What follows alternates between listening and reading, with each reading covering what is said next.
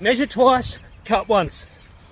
So for the last couple of years, I've been working on the kind of architect or building mentality of self-improvement. So trying to make the best improvements I can by thinking heavily and working on it, and then going and doing it. So measuring twice and then cutting once. And then what I realized is I don't think personal development is like a building.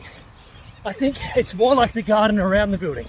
So you can have a great structure, you can have, beliefs and things that you stand on that I think are important. You build that around you.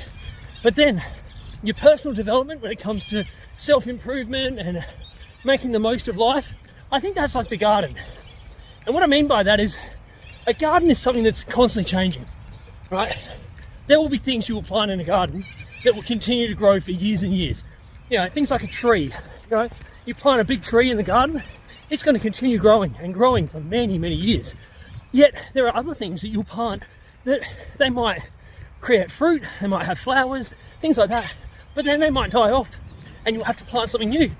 There are times where you put something in a garden to make it look a certain way and then your tastes change, and so you change those things. And I think we're like that. I think we need to be constantly changing and updating and growing. And if there's anything I'm kind of going through this month, being January, it's personal development. I'm really working on the idea that there are things that I can learn.